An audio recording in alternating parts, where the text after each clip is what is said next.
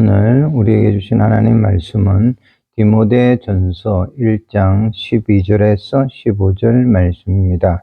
나를 능하게 하신 그리스도 예수 우리 주께 내가 감사함은 나를 충성되이 여겨 내게 직분을 맡기심이니 내가 전에는 비방자요 박해자요 폭행자였으나 도리어 긍휼을 입은 것은 내가 믿지 아니할 때에 알지 못하고 행하였음이라.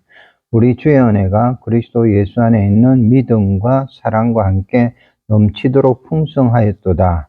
mit보다 모든 사람이 받을 만한 이 말이여. 그리스도 예수께서 죄인을 구원하시려고 세상에 임하셨다 하였도다. 죄인 중에 내가 괴순이라. 그리스도인에 감사하는 제목으로 우리 추수감사절 2025년 추수감사절 예배의 말씀을 증거하겠습니다. 우리 그리스도인의 감사, 또 그리스도인의 감사의 마음은 어디서 올까 하는 내용으로서 오늘 증거하겠습니다. 우리가 11월을 지납니다. 절기상으로는 유대율력과 좀 맞지는 않지만은 그러나 11월을 많은 분들은 농부나 또 어떤 직장에서 근무를 하시는 분들의 마음에는 이 달이 추수의 달이고 또 한편으로는 감사의 달로 다들 알고 있습니다. 하나님의 말씀인 성경은 감사에 대해서 이렇게 이야기를 합니다. 범사에 감사하라. 또 너희는 감사하는 자가 되라고 하시면서 성경에서는 감사를 더하고 더하라고 이렇게 말씀을 합니다. 이 시간에 우리가 성경을 상고를 하면서 감사의 마음의 원천이 어디 있는가를 우리 성도님들, 특별히 방송을 통해서 함께 예배드리는 우리 귀한 성도님들 같이 이 부분을 다 배우게 되기를 바랍니다. 결론을 먼저 말씀드리겠습니다. 감사입니다. 감사. 또 감사하는 마음은 어디서 오느냐 했을 때 참된 신앙에서 오는 겁니다. 우리 그리스도인의 감사는 참된 신앙에서 온다. 이게 결론입니다. 모든 시대에 그리스도인의 감사는 나를 구원하신 하나님의 은혜를 기억하는 데서 오고 또 모든 것이 하나님께로부터 오는 것을 확실히 아는 참된 신앙에서 온다. 이게 결론이고 이 마음을 가지고 오늘 우리가 말씀으로 들어가도록 하겠습니다. 성 프란체스코를 잘 아실 겁니다. 이분에 대해서는 여러 가지 일화가 있습니다. 그 중에서 유명한 일화로서 하나가 있는데 이분은 늘 하나님께 기도를 참 많이 했습니다. 그런데 기도하면서 감사를 했다고 하는데 어떤 때는 그 중에 좀 시종을 드는 이 제자가 그 기도실을 보면 이 성 프란체스코가 사흘 동안이나 나오지도 않고 기도를 하고 또 그 기도 소리가 들리는데 보면 시종일관 감사 기도였다라고 제자가 이렇게 전언을 합니다. 그래서 이런 모습을 보다가 제자도 기도하는 중에 또 혹은 명상 중에 이런 경험을 한 것 같습니다. 천국에 이끌려 가가지고 천국을 구경을 하는 중에 위에서 보니까 유달리 더 높고 화려한 자리가 있었어요. 비어 있는데 그 보좌를 이렇게 보면서 누구를 위해서 저 자리는 예비되었습니까? 이렇게 천사에게 이렇게 물어보니까 천사의 답변이 저 보좌는 당신이 지금 섬기고 있는 서성 성 프란체스코가 앉게 되는 자리로서 세상에서 가장 겸손한 그를 위한 보좌라고 이렇게 하더라는 겁니다. 아마 환상에서 깨었든지 잠에서 깨었든지 깨어나고 나서 그가 생각을 했어요.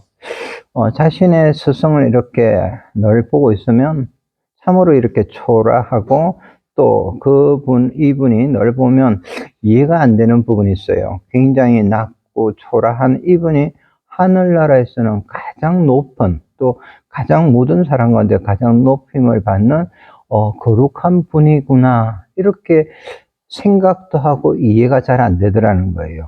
근데 또 한 가지는 한편으로는 그 마음속에서 좀 시기가 일어난 것 같습니다. 마음이 불편해 가지고 한 번은 그 스승에게, 성 프란치스코에게 이 제자가 물었다고 합니다. 선생님은 자기 자신을 어떤 사람이라고 생각을 하십니까? 물으니까 성 프란체스코가 주저함이 없이 대답을 하더라는 겁니다. 나는 세상에서 가장 악한 사람이라고 생각하고 있지. 이렇게 대답을 했기 때문에 이 제자가 그 순간에 이렇게 이야기를 했대요. 선생님, 그거는 위선입니다. 하고 깜짝 놀라서 말을 했습니다. 근데 또 그때 그걸 야단치는 것이 아니라 성 프란치스코가 대답을 하기를, 그거는 자네가 나를 몰라서 그래. 내가 이렇게 지금 보여도 내 마음 속에는 갖가지 자학이 다 숨겨져 있고, 또 그래, 늘 그래. 그래서 내 자신을 생각할 때는 이 세상에서 가장 악한 사람이라고 생각하면서 늘 하나님 앞에 회개하면서 감사 기도를 드리지. 나는 나 같은 죄인을 사랑해 주시는 하나님께 감사하지 않을 수 없다네. 아마도 내가 하나님께 받은 사랑을 다른 사람이 이걸 받았다면 그분은 나보다 훨씬 더 거룩하고 훌륭한 사람이 되었을 거라고 믿네. 여러분, 이 말을 들은 제자가 그 앞에서 무릎을 꿇었고, 그리고 궁금증이 해결됐다라는 거예요. 왜? 스승이 머무는 기도실에서 거의 매일, 그 오랫동안에 매일 들리는 소리가 기도와 감사로 채워지고 있는 그 있음의 이유를 이렇게 알게 되었다는 이야기가 있습니다. 여러분, 우리가 오늘 죄와 구원의 은혜를 깨닫는 이 겸손에 대해서 오늘 나누고자 하는 겁니다. 오늘 본문의 첫 말씀을 여러분이 보시면 사도 바울의 이 감사하는 마음의 원천을 우리가 볼 수가 있습니다. 12절이에요. 나를 능하게 하신 그리스도 예수 우리 주께 내가 감사함은 나를 충성되이 여겨 내게 직분을 맡기심이니 내가 전에는 비방자요 박해자요 폭행자였으나, 이렇게 기록했어요. 바울 사도가. 그는 지금 사도지만은 예수님을 알기 전에는 예수님을 비방했다, 박해했다. 즉, 이 박해라는 말을 쉽게 표현을 하면 예수를 믿는 사람들에게 폭행한 겁니다. 여러분, 사실이지 않습니까? 그런데 예수님께서 놀랍게도 다 아시는 주님이 그 모든 죄를 용서해 주셨으며, 또 용서만 하셨습니까? 용서하실 분들은 그를 충성되이 여겨서 그에게 그리스도신 주님을 위해서 봉사할 수 있는 직분을 맡기셨다는 거예요. 나아가서 또 그 직분을 감당을 할 수 있는 능력까지 주셨다. 그래서 그것을 생각할 때마다 자기 자신은, 그는 언제나 감사가 넘칠 수밖에 없었다는 것을 고백을 하는 겁니다. 여러분, 그리스도인의 감사, 우리 특별히 세상의 감사와 다르게 그리스도인의 감사의 가장 첫 번째는 사죄의 은총에 대한, 이 사죄의 은총을 받음에 대한 감격이 있는 겁니다. 아마 성경을 많이 읽은 분들은, 또 들은 분들은 알 거예요. 창녀였던 여인이 사람들의 눈을 전혀 의식을 하지 않고 주님 앞에 나와서 눈물을 흘리면서 그 눈물로서 주님의 발을 씻는 여인 마리아의 감사를 여러분이 다 기억을 하실 겁니다. 이 감사를 여러분 들여다보고 있으면 어떤 느낌을 받습니까? 자기 자신이 죄를 용서받은 나였다는 거예요. 그리고 내가 하나님의 자녀가 되었는 것, 또 예수님의 그래도 발을 씻길 수 있는 자가 된 것, 더욱이 또 많은 죄가 다 사함받았다라고 주님께서 선포하여 주시는 것, 이런 것이 다 들어있는 거예요. 그렇기 때문에 그 자리에서 예수님께는 직접 말은 하지 않지만은, 주님이 이 여인을 알면, 이러면서 자기에게는 들리는 겁니다. 남들이 다 자신을 창렬하고 수군대고 있는데도 그 소리가 전혀 개의치가 않는다는 거예요. 왜 그렇습니까? 지금 자신은 주님 앞에서 사죄의 은총에 감격하는 마음, 그 마음과 경배가, 너무나 아름다운 경배가 있었다는 겁니다. 여러분, 성경에서 감사라는 것은 일반적으로 우리 사람이 하나님의 은혜, 하나님의 사랑에 감격해서 반응을 하는 말과 행동, 그리고 구체적으로 자신의 일상의 삶을 통해서 드러나는 경배, 찬양, 이걸 감사를 의미를 하는 겁니다. 구약 성경에서는 이 감사를 보편적으로는 하나님을 경외하고 또 경배하는 예배함으로써 나타난 겁니다. 그래서 우리가 이 말씀을 꼭 기억하면서 그리스도인의 감사란 사죄의 은총을 받음에 대한 감격이다, 이걸 꼭 기억하길 바랍니다. 이어서 본문의 15절 맨 마지막 부분을 여러분 15절을 보시기 바랍니다. 사도 바울은 그래서 동일하게 이 여인과 같이 자신을 이렇게 말을 하면서 자신을 이렇게 생각을 했습니다. 미쁘다 모든 사람이 받을 만한 이 말이요, 그리스도 예수께서 죄인을 구원하시려고 세상에 임하셨다 하였도다. 죄인 중에 내가 괴수로다. 괴수라고 했어요. 괴순이라 했어요. 그는, 이 사도 바울은 자기가 이렇게 죄를 많이 지었는데, 즉 말하자면 죄인 중에 괴수라는 거예요. 죄인 중에 그 괴수. 근데 주님께서 그 많은 죄를 사해 주실 분들로 또 충성되이 보셔가 사도직까지 맡기셨다고 생각을 한 겁니다. 여러분, 여기에 감격이 있고 감사의 원천이 있는 겁니다. 저 자신이 무엇을 봤습니까? 여러분, 삶을 살아오면 여러 가지 장단점이 있잖아요. 근데 사람들은 장점을 내세우잖아요. 근데 사도는 자기 자신의 장점보다도 단점을 먼저 봤습니다. 그리고 자신이 많은 일을 했잖아요. 주님을 위해서 이루었던 엄청난 여러 가지 큰 일보다도 언제나 어떤 자리에서 글을 쓸 때도 그렇고 그 전에 지은 자기의 죄를 먼저 보았습니다.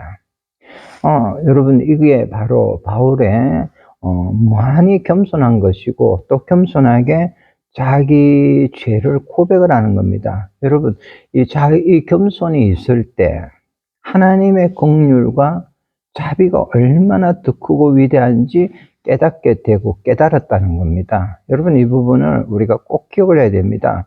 그리고 이 모든 것이 하나님의 은혜라는 것도 깨닫게 되어서 이 깊고 참된 신앙에서 오는 이 깊은 원천으로부터 언제나 그에게는 감사하는 마음이 계속 쏟아오른 겁니다.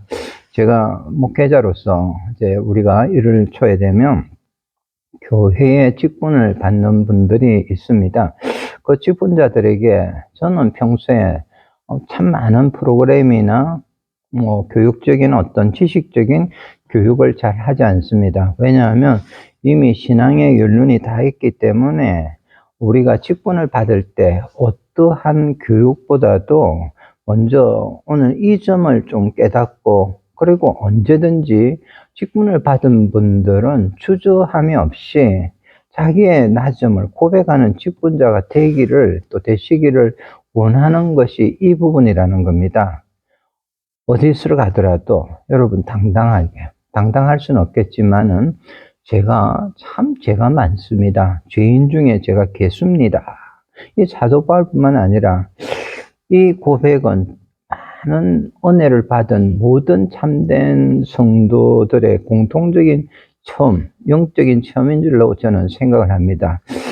그래서 여러분, 우리가 이 부분을 정확하게 기억을 하기 바랍니다. 한 번 더 말씀드리면, 감사의 깊은 원천, 이 원천은 첫째가 자기 자신의 과거의 죄를 깨닫는 겸손입니다. 그리고 둘째는 이렇게 큰 죄인이라도 거기에 머물지 않는 거예요. 큰 죄인인데도 예수 그리스도께서 십자가를 통해서 용서해 주신 그 크신 은혜를 깨닫는 또 겸손인 거예요. 이걸 항상 여러분 기억을 하기를 바랍니다. 사도는 그래서 자신은 뭐라고 했어요?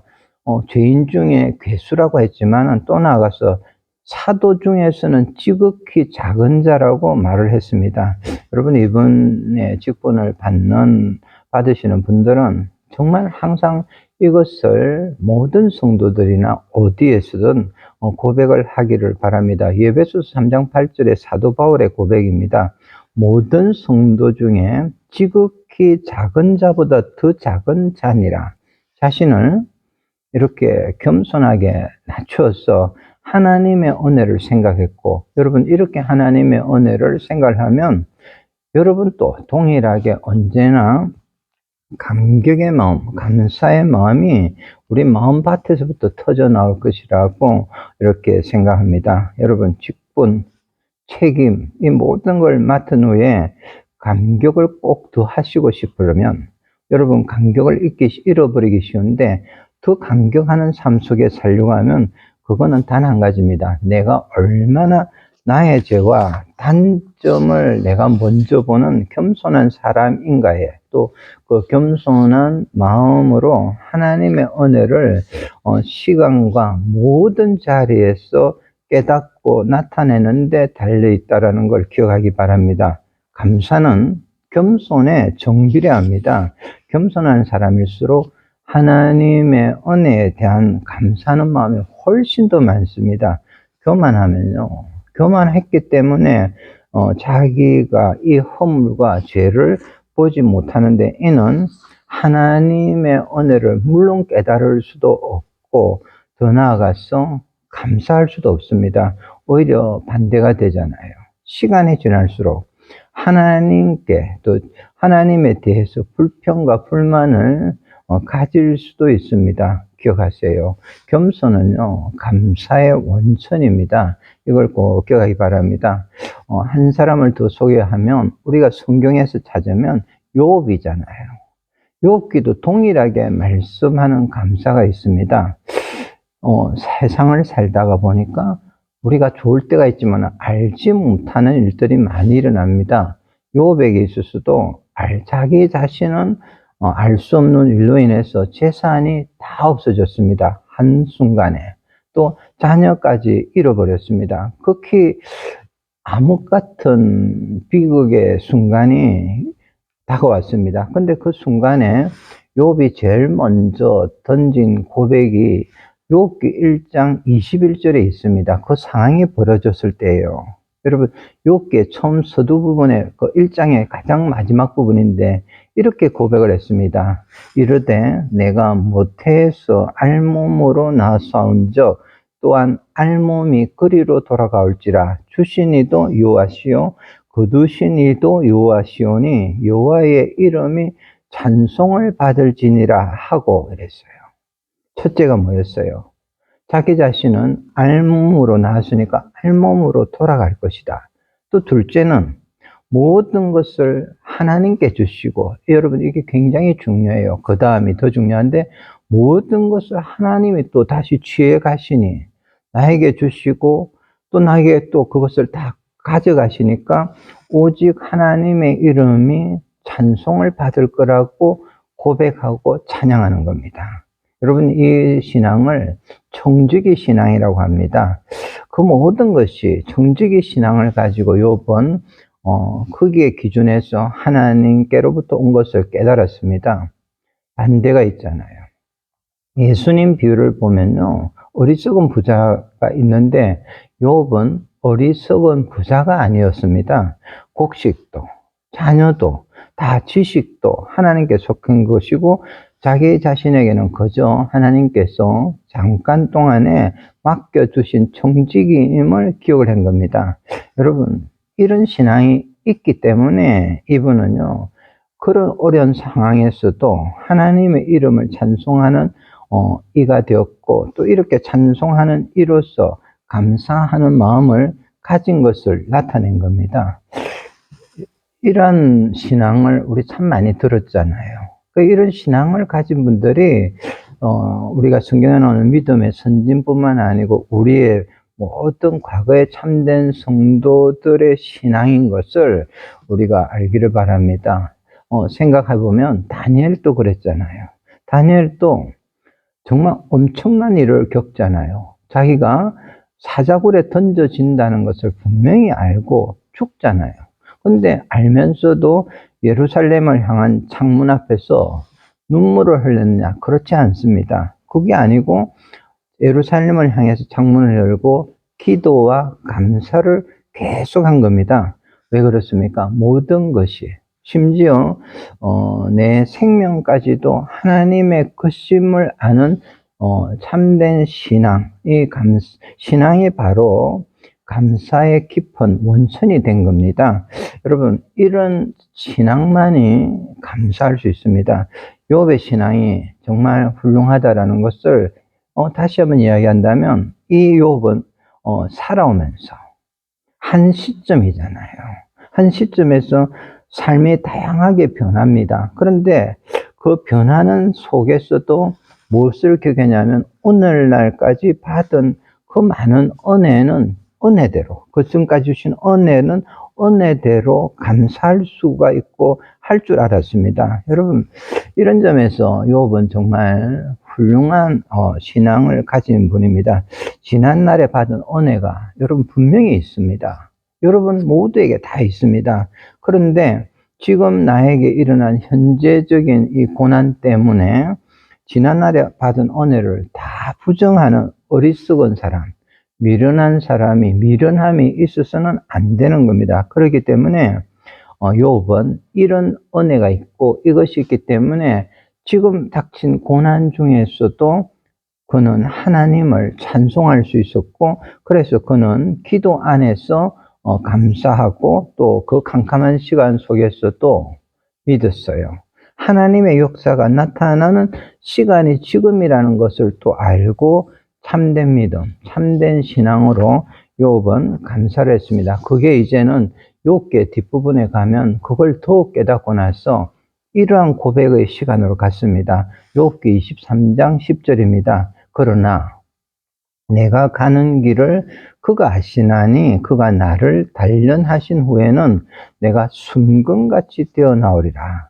여러분, 욥에 있어서 결국은 고난의 시간으로서는, 이 고난의 시간이 무엇이냐 했을 때는 자기 자신을 좀 더 하나님께서 순수하게 하기 위해서, 또 좀 더 확실한 믿음의 사람이 되게 하기 위해서, 또 좀 더 건강한 믿음의 사람이 되게 하기 위해서 이러한 연단을 주시고 연단이 있고, 그래서 그 안에서 자신과 가정의 미래를 이렇게 보면서 그 안에서 하나님께 감사를 했습니다. 여러분, 우리 그리스도인의 감사는 이유가 있습니다. 동일한 거예요.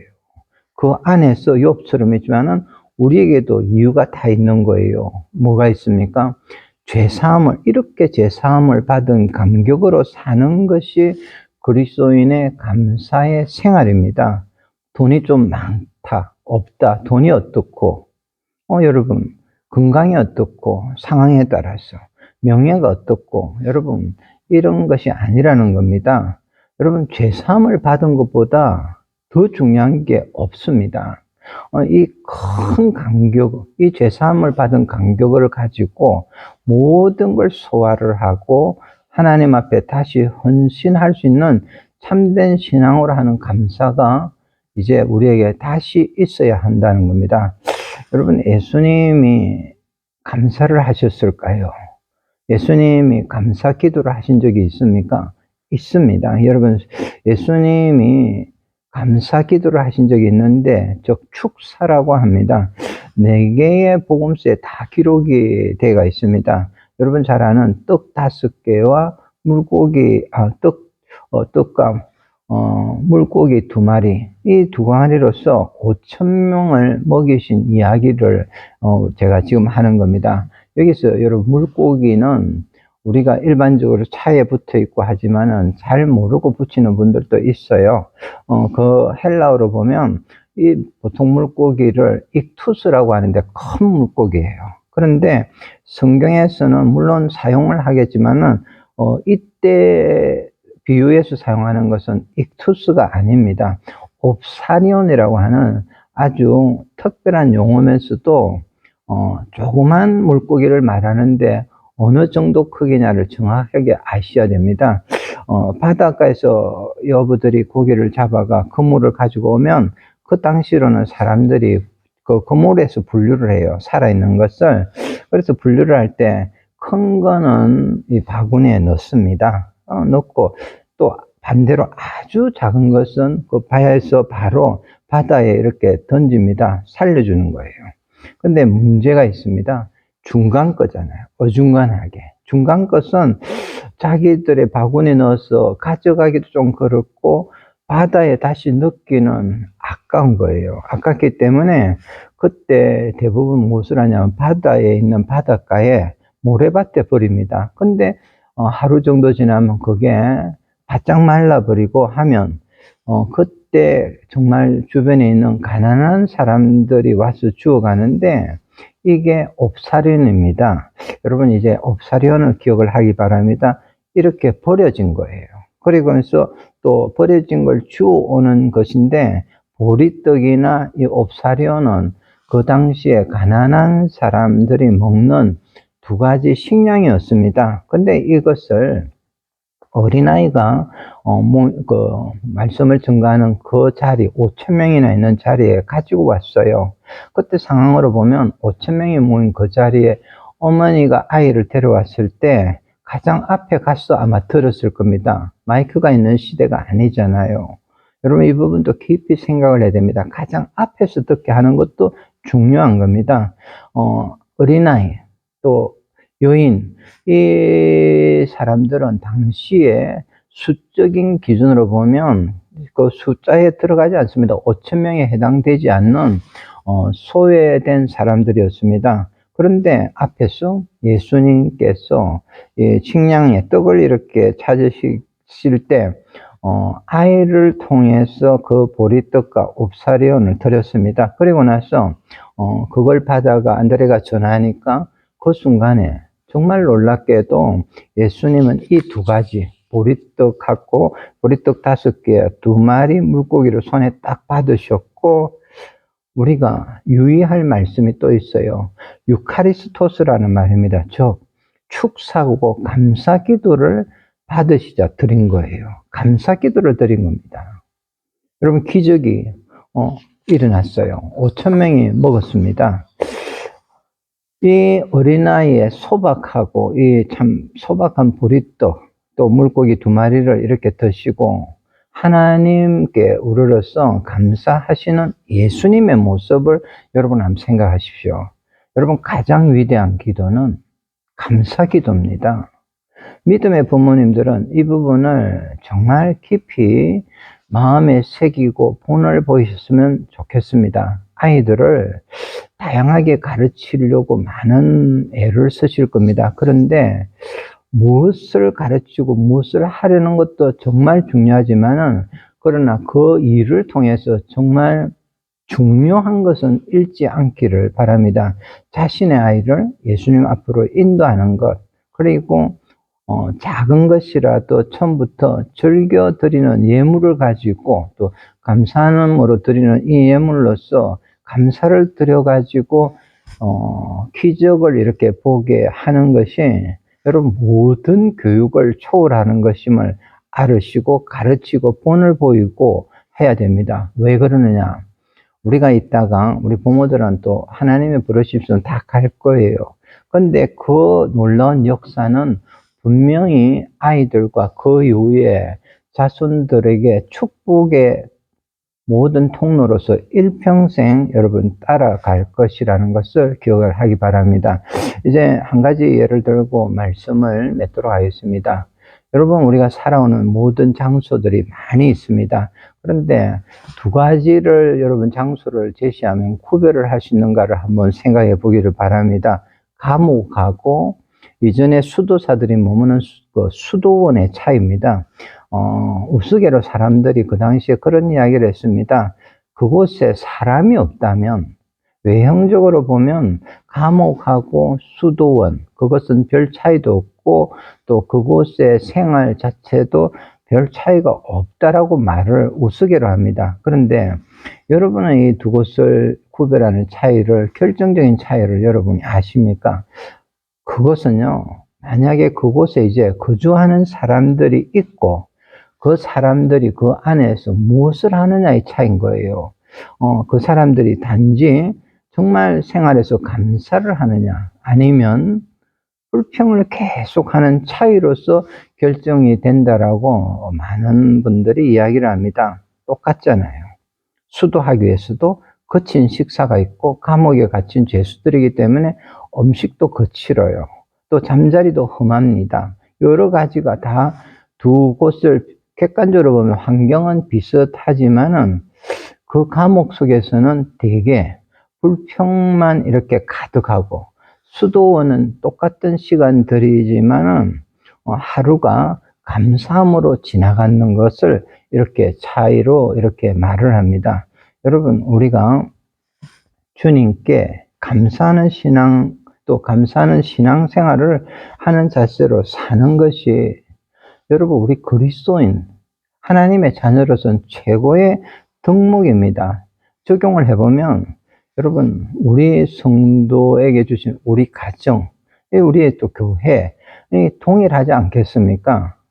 믿음의 가정인 여러분에게 지금 점검을 해 보십시오. 내가 있는 이 모든 곳, 또 주변도 마찬가지고, 지금 나의 가정, 우리 가정이 나에게는 정말 천국인가? 아니면 감옥인가?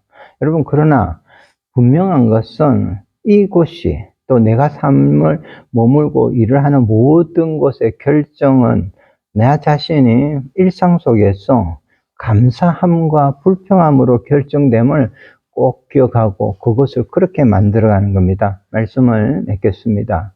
그리스도인의 감사예요. 그리스도인의 감사하는 마음은 겸손이에요.